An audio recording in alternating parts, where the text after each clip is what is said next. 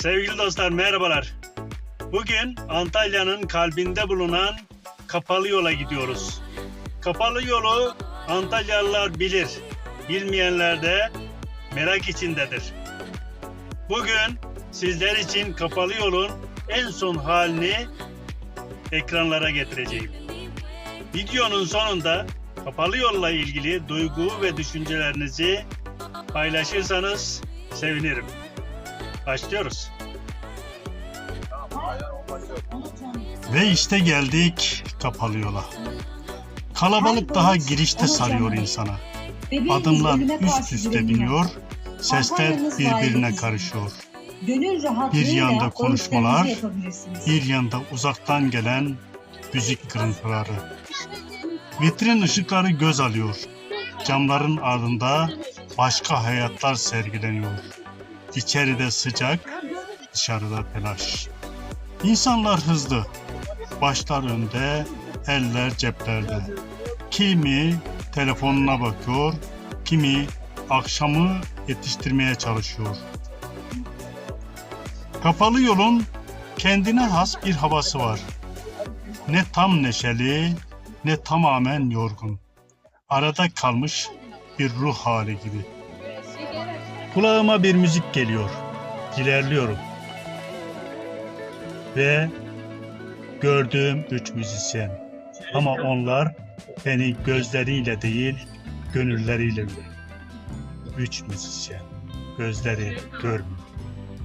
Herkes etrafına bakarak ilerliyor. Onlar ise seslere tutunarak duruyor.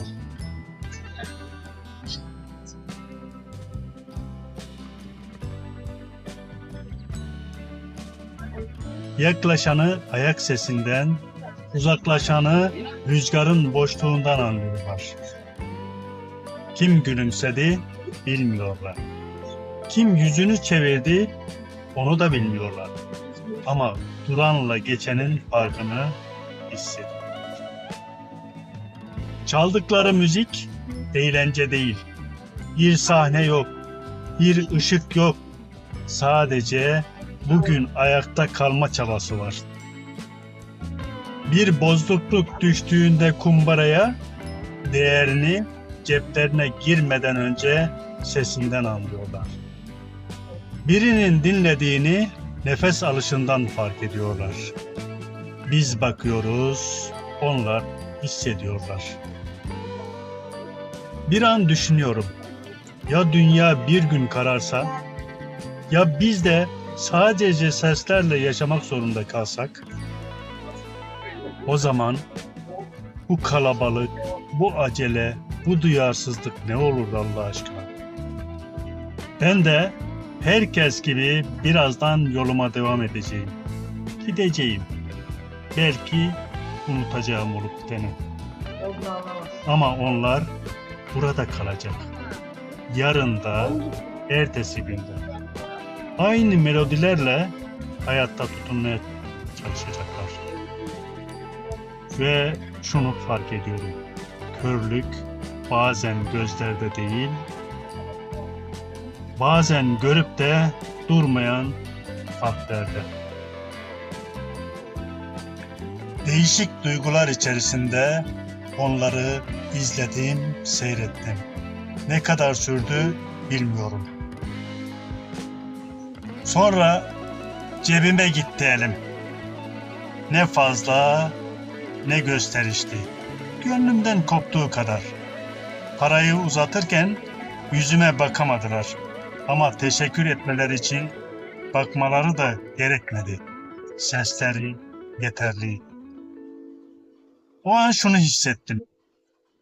Bu bir iyilik gösterisi değil. Bir üstünlük hiç değil.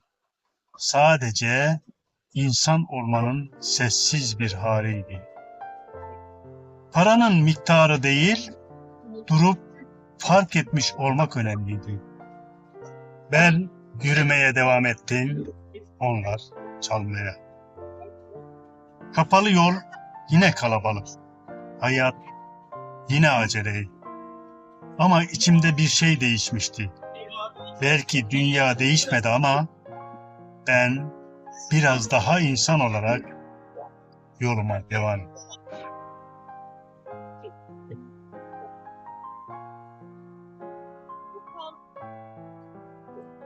Kolay gelsin kardeşim. Beni çekmediğin sürece ne yapacağım ya? Beni çekmeyin. Tamam, seni çekmedim.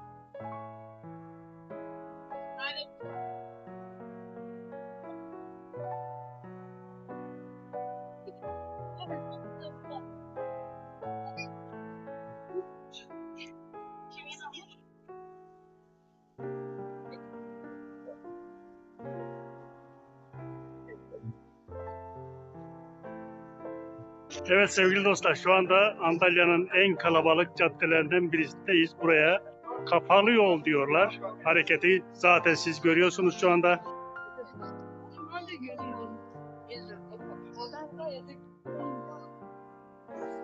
Burası bir caddeden çok sahneye benziyor. İnsan seli hiç durmuyor. Akış var ama yön yok. Herkes bir yere gidiyor. Kimse nereye gittiğini yüksek sesle söyleyemiyor. Adımlar kararlı, yüzler alışkın. Burası geçip gidilen bir yer. Kalınan değil. Evet, kapalı yolda hikaye avına devam ediyoruz. Burada irili ufaklı bütün esnaflar kısmetin peşinde. Bir köşede ayakkabı boyacısı var. Sandalyesi küçük, tezgahı yıpranmış. İnsanlar yandan geçip gidiyor ama duracak olan zaten baştan belli. Oturan biri olduğunda zaman yavaşlıyor, fırça ritmik hareket ediyor, konuşma az, boya kokusu kalabalığın içine karışıyor. Kısa bir mola bu, hem müşteri için hem boyacı için. Az ileride mısırcı ile karşılaşıyorsunuz. Tencerenin buharı havaya karışıyor. Sesini yükseltiyor ama bağırmıyor. Merhaba abi, merhaba. Mısır mı satıyorsun? Darı satıyor. Ay maşallah maşallah. Abimin darlarını çekeyim bir ya. Çek bakalım. Darıyı sulamak lazım ama. Evet. Vay vay.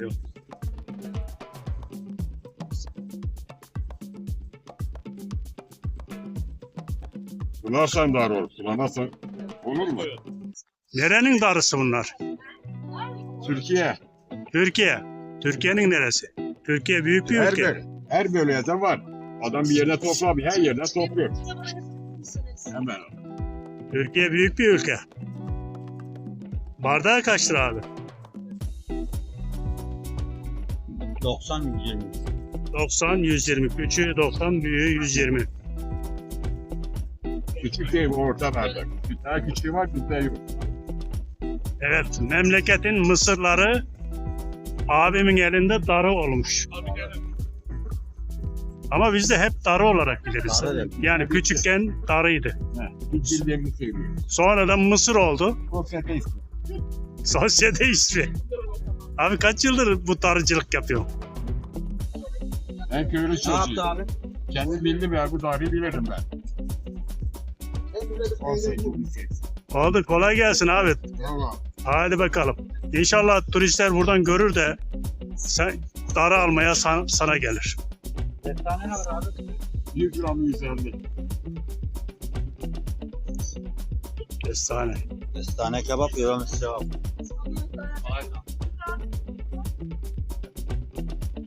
Kestane kebap yemesi sevap. Meyve suyu satıcısı tezgahının başında. Renkler dikkat çekiyor. Portakal, nar, elma. Bardaklar dizili. Kimisi bakıyor, kimisi fiyat sorup geçiyor. Sıkacağı meyveler hazır ama bekleyiş uzun. Burada satış kadar sabır da gerekiyor. Kapalı yolda dikkat çeken en önemli esnaf dondurmacı. Hareketli, yerinde duramıyor.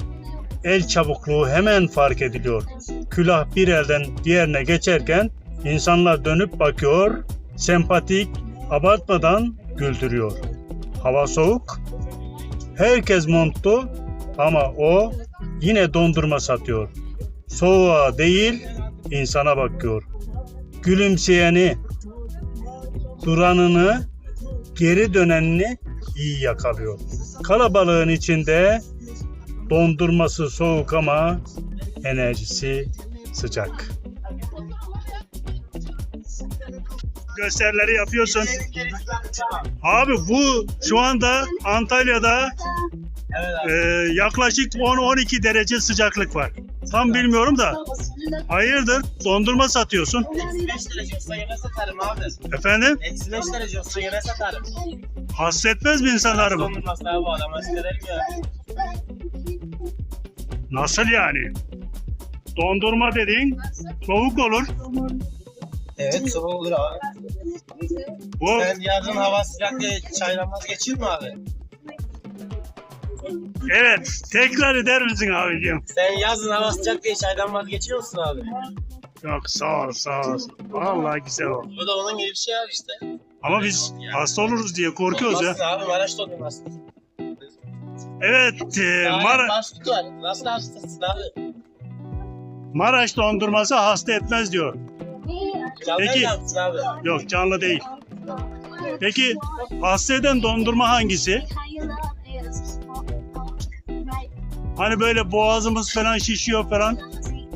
Ben dolapta satılan dondurmalardır ama ben elle satılan dondurmalar. Yani böyle buzlu olan Aynen dondurma. öyle abi. Bu keçi sütünden bu. Evet abi. Keçi sütünden. Keçi sütünden Maraş dondurması. Evet sevgili dostlar. Ben böyle giyiniyorum. Arkadaş arkada Maraş dondurması satıyor. Hasta olmazsınız diyor. Dondurma hem dondurma yiyeceksiniz hem de hasta olmayacaksınız. İnandırıcı geliyor mu size? Bana çok inandırıcı.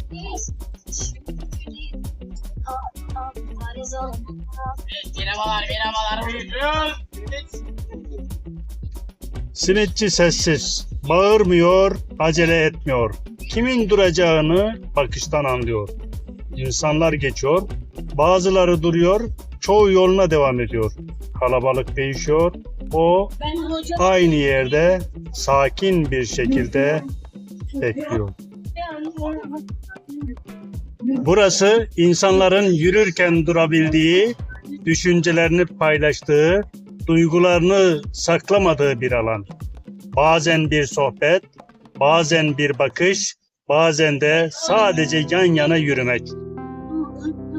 Kapalı yol, özgürlüğün ve sosyal hayatın iç içe geçtiği bir yer olarak Antalya'ya hizmet ediyor. Kalabalığın içinde insan olma halini hatırlatan bir durak gibi. Merhabalar. Nasılsın abi? Teşekkürler, sağ olun. Sen nasılsınız? Çocuğun hakkı nedir bu ülkede? Çocuğun hakkı sağlıklı bir şekilde yaşamak. Hoş bulduk. Közde kestane, közde mısır. Bu kokular turistler için ilk dikkat çeken şeylerden biri. Çünkü burada sadece bir yiyecek satılmıyor, yerel bir deneyim sunuluyor. Yabancı turistler duruyor, soruyor, fotoğraf çekiyor. Bu ne? Nasıl yeniyor diye merak ediyorlar. Kestane ve mısır Antalya'nın sokak kültürünü temsil ediyor. Otel, restoran, alışveriş merkezinden çıkan turist için burası gerçek şehirle temas noktası. Sıcaklık, koku, ateş hepsi akılda kalıyor. Kapalı yoldaki bu küçük tezgahlar turizm açısından çok değerli. Çünkü insanlar buradan sadece bir atıştırmalıkla değil, bir anı ile ayrılıyorlar. Antalya'yı hatırlatan şey bazen bir manzara değil, elde tutulan sıcak bir kestane oluyor.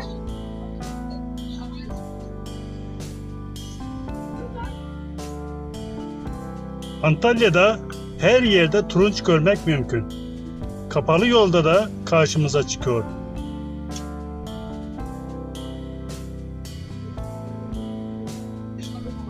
Evet, Antalya'nın lezzetlerinden birisi. Künefe nerenin ürünü?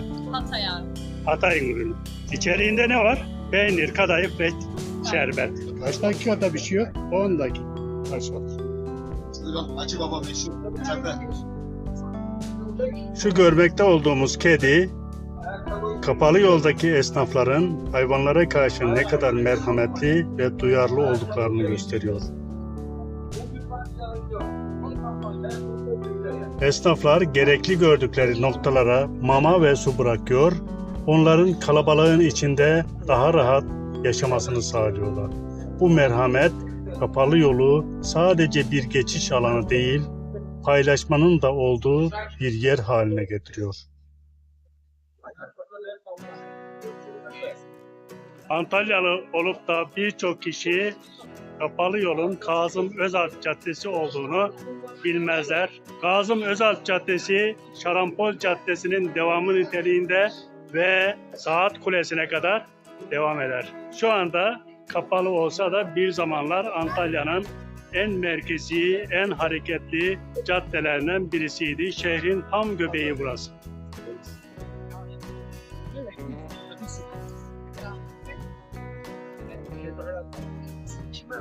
Sevgili dostlar, kapalı yoldan yapmış olduğumuz yayının 1. bölümünün sonuna geldik.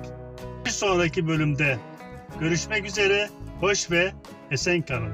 Kanalımıza abone olmayı, videolara yorum yapmayı, videoları beğenmeyi, paylaşmayı unutmayın. Turizmin başkenti Antalya'dan bütün dünyaya saygı, sevgi ve muhabbetlerimi gönderiyorum. Hoş ve esen kalın.